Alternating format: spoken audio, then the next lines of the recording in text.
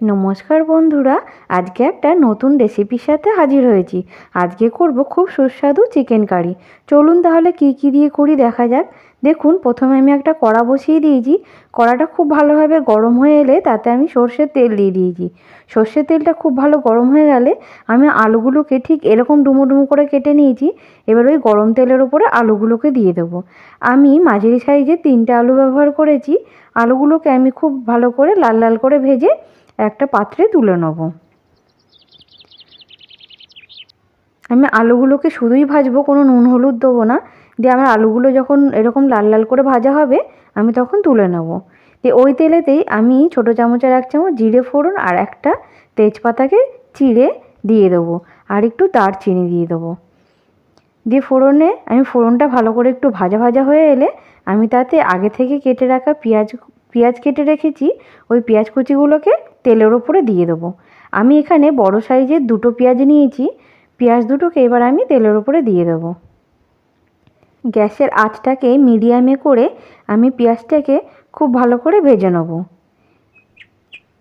পেঁয়াজটাকে ঠিক আমি এইভাবে সরু সরু করে কেটেছি, আপনারা চাইলে একটু মোটা করেও কাটতে পারেন। দিয়ে পেঁয়াজটা আমার যখন একটু ভাজা ভাজা হয়ে আসবে সেই সময় আমি আগে থেকে কাঁচা লঙ্কা, আদা ও রসুন একসাথে পেস্ট করে রেখেছি, সেগুলোকে আমি 1 চামচ করে দিয়ে দেবো। আমি যেমন আদা বাটা বড় চামচের 1 চামচ, রসুন বাটা 1 চামচ ও কাঁচা লঙ্কা বাটা 1 চামচ আমি এটা মিক্সিতেই করে নিয়েছি। আপনারা চাইলে শিলনোড়াতেও বেটে নিতে পারেন। পেঁয়াজ রসুনটা যখন একটু হালকা ভাজা হয়ে আসবে এর ভেতরে আমি আগে থেকে ধুয়ে রেখেছি চিকেনটাকে। এবার আমি চিকেনটায় পেঁয়াজের ভেতরে দিয়ে দেবো। আমি এখানে 500 গ্রাম চিকেন ব্যবহার করেছি। তো চিকেনটাকে দিয়ে আমি একটু কষিয়ে নেব। আমি এখানে যখন চিকেনটা দেওয়ার পরে কষাবো তখন আমি গ্যাসের আঁচটাকে হাই ফ্লেমে দিয়ে দেবো। এই সময় আমি একটা বড় সাইজের টমেটোকে 4 ফালি করে রেখেছি। এবার চিকেনের ভেতরে টমেটোটা দিয়ে দেবো। টমেটোটা দিয়ে আমি 5 মিনিট খুব ভালো করে হাই ফ্লেমে আমি কষিয়ে নেব চিকেনটাকে। দেখুন বন্ধুরা, এইভাবে যদি এইরকমভাবে রান্না করা যায় চিকেন, তাহলে এর স্বাদও দ্বিগুণ বেড়ে যায়। দিয়ে একটু কষানো হয়ে যাওয়ার পরে এখানে আমি এবার একটা একটা করে মশলা ব্যবহার করব।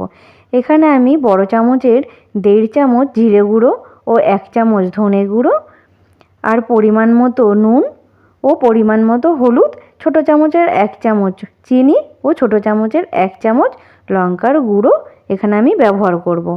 আমি এখানে বড় চামচের 1 চামচই হলুদ ব্যবহার করেছি আর বড় চামচের 1.5 চামচ নুন ব্যবহার করেছি। নুন হলুদটা আপনারা আপনাদের পছন্দ অনুযায়ী দেবেন। দিয়ে এই মশলাগুলোর ভেতরে আমি আর জল ব্যবহার করব না।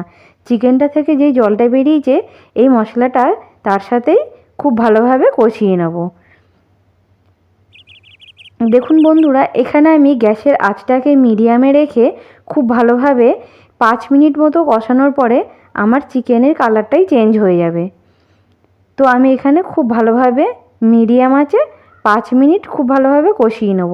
এইরকম পর্যায়ে যখন তেল ছেড়ে দেবে মশলাটা থেকে তখন আমি ভাজা আলুগুলোকে মশলাটার ভেতরে দিয়ে খুব ভালোভাবে চিকেন ও আলুটাকে ভালোভাবে কষিয়ে নেব। চিকেন ও আলুটা দেওয়ার পর আমি 5 থেকে 6 মিনিট খুব ভালো করে কষিয়ে নেওয়ার পর এখানে আমি বড় চামচের 1 চামচ গরম মশলা গুঁড়ো দিয়ে আমি 5 মিনিট মতো খুব ভালো করে কষিয়ে নেব। কষিয়ে নেওয়ার পর এখানে আমি গরম জল ব্যবহার করেছি। এবার মাংসটার ভেতরে আমি গরম জল দিয়ে দেবো। দিয়ে আমি 5 মিনিট মতো খুব ভালো করে ফুটে এলে আমি আবার একটু নাড়াচাড়া করে 5 থেকে 6 মিনিট আমি আবার ভালো করে হতে দেবো। 5 থেকে 6 মিনিট হয়ে এলে এখানে আমার আলুটাও খুব ভালোভাবে গলে যাবে, আমার চিকেন রান্নাটাও কমপ্লিট। তো রেসিপিটি আপনাদের কেমন লাগলো অবশ্যই কমেন্ট করে জানাবেন। আর যদি ভালো লাগে লাইক ও সাবস্ক্রাইব করে পাশে থাকবেন, শেয়ার করতে কিন্তু ভুলবেন না।